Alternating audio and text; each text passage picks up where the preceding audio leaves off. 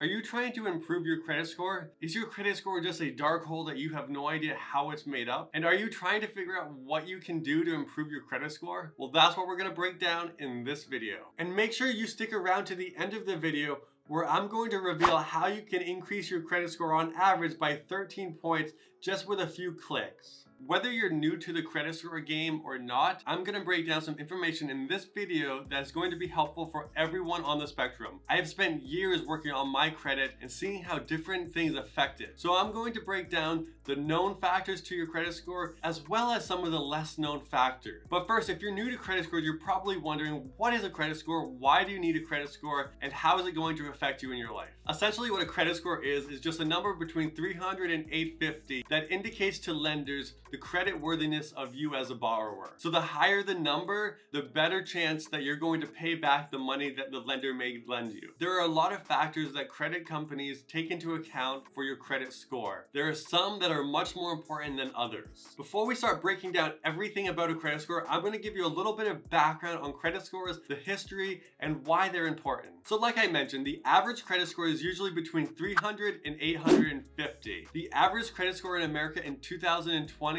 was 711. That is up about 8 points from the year prior. And this is in part because credit utilization dropped on average in the last year by 12% and delinquent accounts dropped by 10% in the last year. 21% of Americans had a credit rating of good, which means it's between 670 and 739. 55% of Americans had a credit score of 740 or above, and 20% had a rating of 800 or above. And the average millennial's credit score was 680 last year. So let me know where you fit into those statistics down in the comments below. So if you're new to credit scores and you're just checking out this video to find the basics of what a credit score is, you may be wondering, what are the benefits of having a higher credit score? And at what point does a credit score not really matter how much higher you go? Generally, lenders really only care about if you have a credit score above 760. Anything above 760 doesn't really affect you from a lending perspective. However, there is nothing wrong with having a credit score above 760 or having a goal of having an 800 and above credit score. Perhaps you just want to be in the exclusive 800 plus club. So the higher your credit score is, the less interest you're going to pay in general. Whether it's on credit cards, personal loans, mortgages, auto loans, whatever it may be, the higher your credit score is, the less risky you're looked at by lenders. So you're going to get a lower interest rate and better terms on the loans. In general, if you have a credit score below 680, you're going to pay much higher rates on all of these types of loans. So if you're below 680, you want to get above 680 at the very minimum. But as I mentioned, the ideal place is to be above 740. And while the credit scoring system isn't perfect, it has come a long way in the last 70 years. Back in the early days, if you wanted to get a loan, lenders would call up local stores in your area and ask you about your character, ask you if you paid your bills on time, ask you about your marriage, if you had a good marriage, if you had problems,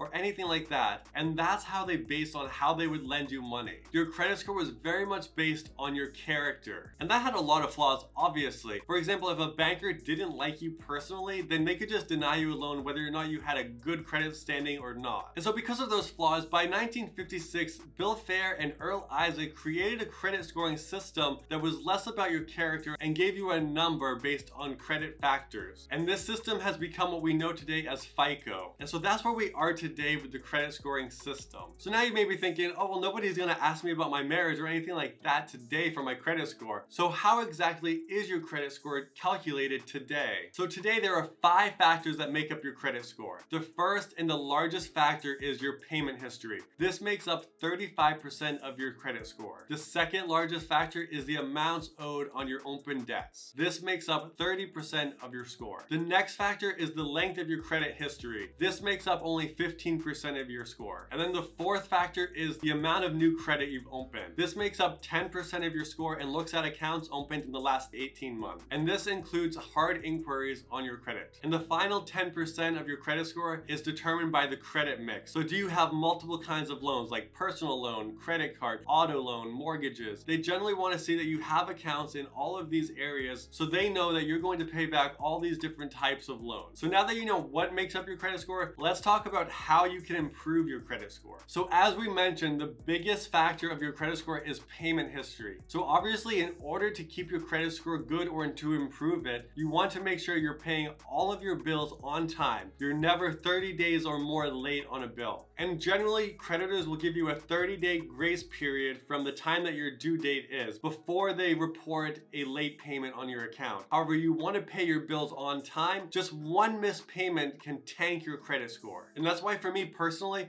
I try to have everything I can on auto pay so I never miss a payment. So now moving on to the amounts owed on your account. This is what makes up 30% of your credit score, so this is also huge. So in this category, there are multiple kinds of accounts that affect this score. There are credit cards, personal loans, auto loans, and mortgages. However, the biggest factor in this category are credit cards. The other types of accounts have less negative impact than a credit card. So that's what we're going to focus on here. The number one way to increase your credit score or keep your credit score high is by not utilizing all of your credit limit on your credit cards. You want to make sure you never have above 30% credit utilization. This means if you have a $10,000 credit limit, then you're never using more than $3,000 on your account. And you also don't want to have 0% credit utilization as well. A lot of people think that if they pay their credit card in full every single month, they're going to have the best credit score possible. However, having a 0% utilization rate actually hurts you. Having a 1% utilization rate is the gold standard for having the best possible credit score. However, it's generally okay to have between 1% and 5% utilization. So that is my suggestion, is try to keep it as close to that 1% as possible. So that means you're never using more than $100 of your $10,000 credit limit every single month. And related to this, a lot of people don't know when their credit card gets reported to the credit bureaus. Most people would think that whatever their balance is on their due date is the balance that will get reported to the credit bureaus. However, that's not true. There is a closing date every single month on your credit card, and this is generally 3 to 5 days after your credit card due date. Most of the time, you can find your closing date on your account, whether it's in the app, on the website, or on your statement. You can usually find when the closing date is for your account. So now moving on to the next way to improve your credit score. This one literally takes time to do because it's having a long history of credit. So for this one, there's really nothing you can do except for make sure you have opened accounts early on in your life so that they start building up the average length of history. Generally, if you're trying to get to an 800 or above credit score, you're going to need an average credit length history of between 5 and 10 or more years. And the key word there being average. It's not just having one old account, you have to have the average of all of your accounts be 5 to 10 or more years. This helps lenders see a longer history of your payments to see that you pay your bills on time over a long period of time. So for example, if you got a credit card 5 years ago and then you got your second line of credit, whether it's an auto loan, a mortgage, or just another credit card today, while you would have one credit card with a 5-year credit history, your average would drop down to 2.5 because 5 divided by 2 is 2.5.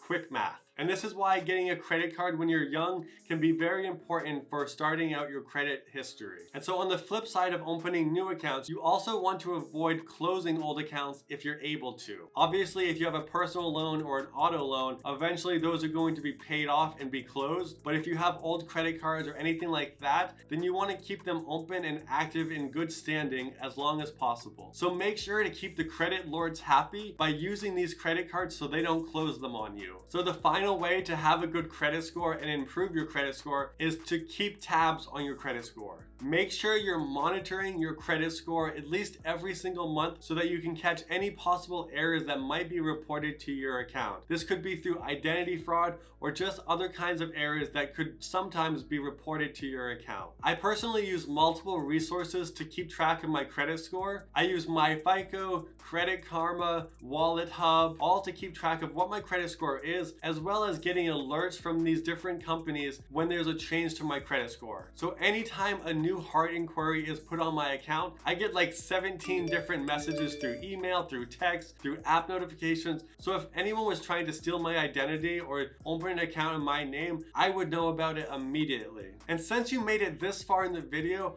as I promised at the beginning of this video, there is one more way that you can increase your credit score on average by 13 points just with a few simple clicks and completely free. So this is something that's only available through Experian.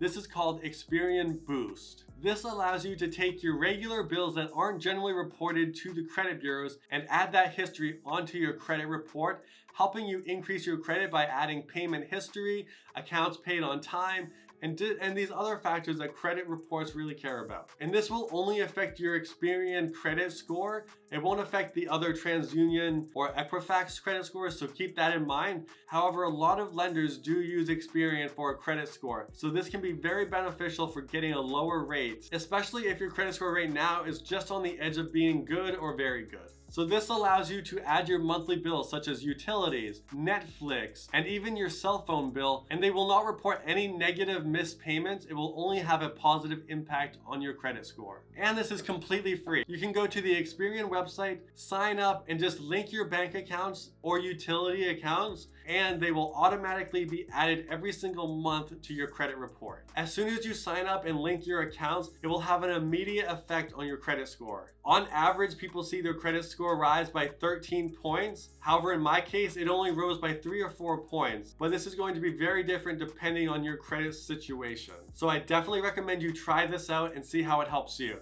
And if it helped you increase your credit score by a few points, also let me know in the comments below. And so yeah, that's the basic breakdown of what your credit score is, how you can improve your credit score, and how you can get it up above 800. I hope this video was helpful in your credit journey, and if it was, I would definitely appreciate if you like the video down below. And if you like this kind of content, definitely check out my other videos on my channel. And if you haven't already, subscribe for future content. I make videos like this about finance, and I make real estate investing videos. So if those interest you, then definitely stick around for future content. And so with that, I hope you have a wonderful day. Thank you for watching, and see you next time.